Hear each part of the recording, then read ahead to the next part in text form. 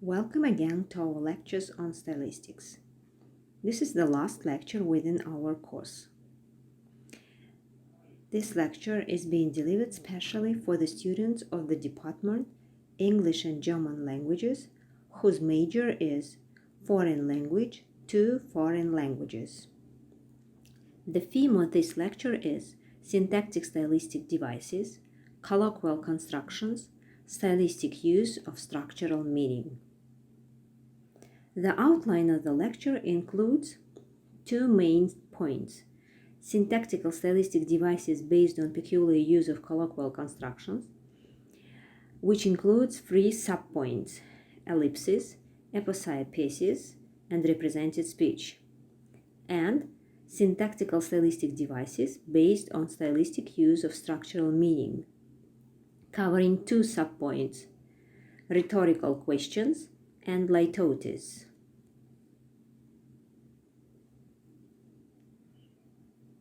As has been mentioned before, syntactical stylistic devices fall into four main groups.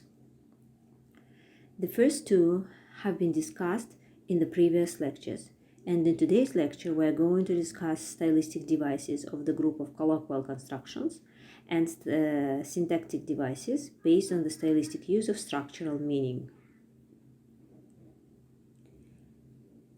Emotional syntactic structures typical of the spoken variety of language are sometimes very effectively used by writers to depict the emotional state of mind of the characters. They may be even used in particular cases in the narrative or the author, but even when used in the dialogue of novels and stories, these emotional constructions, being deprived of their accompaniment, intonation, assume a greater significance and become stylistically marked. Here, the emotional structures stand out more conspicuously because they are thrown into prominence not by the intonation pattern, but by the syntactical pattern. These stylistic devices include ellipsis, break in the narrative, and represented speech. Ellipsis is the omission of a word necessary for the complete syntactical construction of a sentence. For example, you feel all right instead of do you feel all right? Anything wrong or what? Instead of is anything wrong?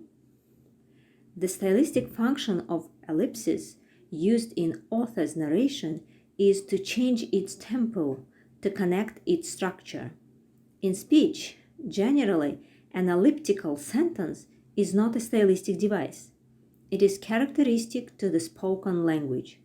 When it is used as a stylistic device, it imitates the colloquial speech. The next stylistic device in this group is APOSIOPESIS, or break in the narrative.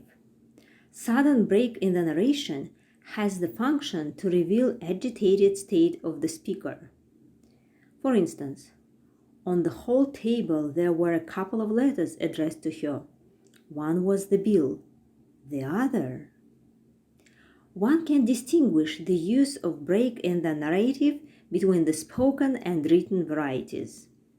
In the spoken variety of the language, a break in the narrative is usually caused by unwillingness to proceed, or by the supposition that what remains to be said can be understood as to what should be said. In conversation, the implication can be conveyed by intonation and adequate gesture. As for in the written variety, it is always a stylistic device used for some stylistic effect. The only key to decode what break in the narrative implies is the context. Quite often, the implication is a threat. If you behave like that, very soon. Break in the narrative can be noted in various syntactical structures. It is most frequently used in conditional sentences.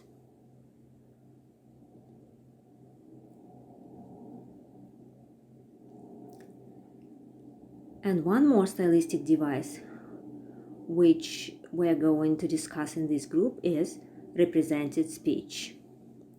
There are three ways of reproducing actual speech: repetition of the exact utterance as it was spoken, that is direct speech; conversion of the exact utterance into the reader's mode of expression, that is indirect speech; and representation of the actual utterance by a second person, usually the author, as it had been spoken, whereas it has not really been spoken, but is only represented in the author's words.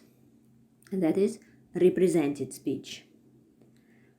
Represented speech is that form of utterance which conveys the actual words of the speaker through the mouth of the writer, but retains the peculiarities of the speaker's mode of expression. Represented speech exists in two varieties. The first, uttered represented speech, and unuttered or inner represented speech.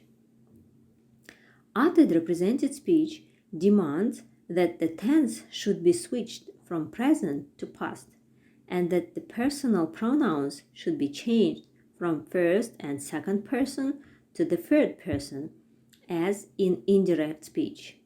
But the syntactical structure of the utterance does not change. For example, could he bring a reference from where he now was?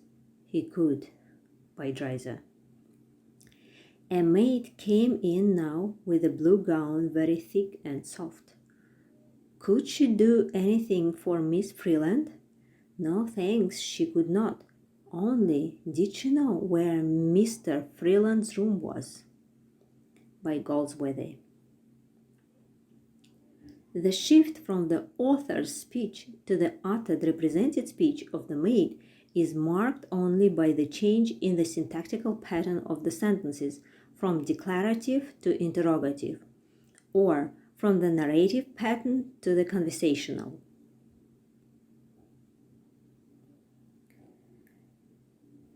As has often been pointed out, language has two functions, the communicative and the expressive. The communicative function serves to convey one's thoughts, volitions, emotions, and orders to the mind of a second person. The expressive function serves to shape one's thoughts and emotions into language forms. This second function is believed to be the only way of materializing thoughts and emotions. Without language forms, thought is not yet thought, but only something being shaped as thought. The thoughts and feelings going on in one's mind and reflecting some previous experience are called inner speech. Inner represented speech, unlike uttered represented speech, expresses feelings and thoughts of the character which were not materialized in spoken or written language by the character. That is why it abounds in exclamatory words and phrases, elliptical constructions, breaks, and other means of conveying feelings and psychological states. When a person is alone with his thoughts and feelings, he can give vent to those strong emotions which he usually keeps hidden. Here is an example from Goldsworthy's Man of Property. An idea had occurred to Soames. His cousin Jolyon was Irene's trustee. The first step would be to go down and see him at Robin Hill. Robin Hill! The very odd feeling those words brought back. Robin Hill, the house Bassini had built for him and Irene. The house they had never lived in, the fatal house. And Jolyon lived there now.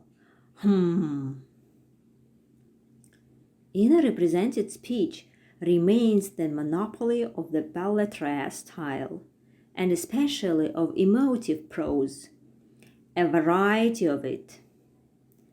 There is hardly any likelihood of this device being used in other styles, due to its specific function, which is to penetrate into the inner life of the personages of an imaginary world, which is the exclusive domain of belles lettres.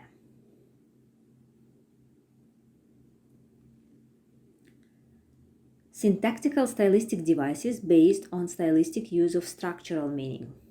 This is the last group within the groups of syntactic stylistic devices. On analogy with transference of lexical meaning, in which words are used other than in their primary logical sense, syntactical structures may also be used in meanings other than their primary ones. Every syntactical structure has its definite function, which is sometimes called its structural meaning. When a structure is used in some other function, it may be said to assume a new meaning, which is similar to lexical transferred meaning. Among syntactical stylistic devices, there are two in which this transference of structural meaning is to be seen. They are rhetorical questions and LITOTES. Rhetorical question is one that expects no answer. It is asked in order to make a statement rather than to get a reply. There is always an additional shade of meaning implied in them: suggestion, doubt, sorrow. In other words, as Galperin comments, they are full of emotive meaning and modality. They are frequently used in dramatic situation and in publicistic style. The question is no longer a question, but a statement expressed in the form of an interrogative sentence. Thus, there is an interplay of two structural meanings. The first, that of the question, and that of the statement, either affirmative or negative. For example, what was the good of discontented people who fitted it nowhere? Is there not blood enough upon your penal code that more must be poured forth to ascend to heaven and testify against you? Have I not had to wrestle with my lot? Have I not suffered things to be forgiven? The implied meaning of these questions is, for example, like this: I have suffered many things to be forgiven. LITOTES is a device which consists in an affirmation expressed by denying its contrary. Usually, LITOTES presupposes double negation. One through a negative particle, for instance, no or not. The other through a word with negative meaning. LITOTES is a two-component structure in which two negations are joined to give a positive evaluation. Thus, for instance, not unkindly actually means kindly, though the positive effect is weakened and some lack of the speaker's confidence in his statement is implied.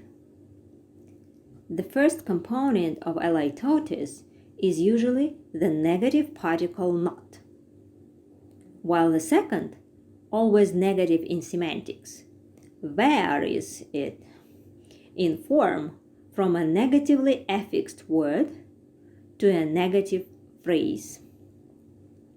Its function is to convey doubts of the speaker concerning the exact characteristics of the object or a feeling. For example, it's not a bad thing, it's a good thing. Or, he is no coward, which means he's a brave man. He was not without taste. The idea was not totally erroneous. The thought did not displease me.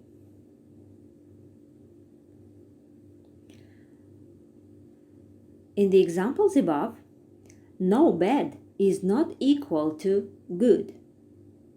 although the two constructions are synonymous. The same can be said about the second pair. The negative constructions produce no less effect on the reader than the affirmative ones.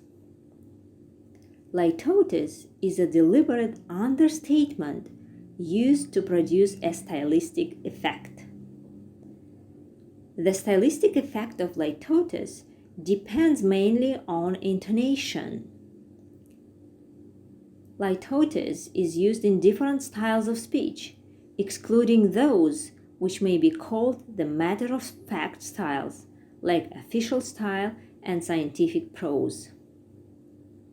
LITOTES is especially expressive when the semantic center of the whole structure is emotionally colored, as in the case of the following occasional creations.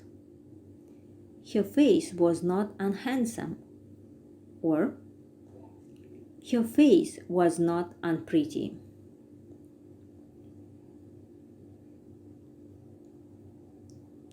That is all, in short, concerning the theme of the lecture, that is, the last two groups of syntactical stylistic devices. As a rule, you are offered a list of comprehension questions so that you could better check your comprehension of the content of the lecture.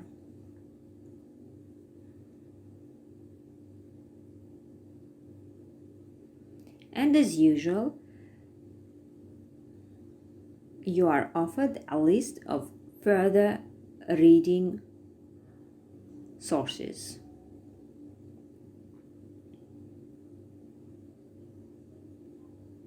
That is the end of our lectures within the course of Stylistics. Hope it was beneficial for your knowledge and skills in the area of stylistics of the English language. Thank you for your attention.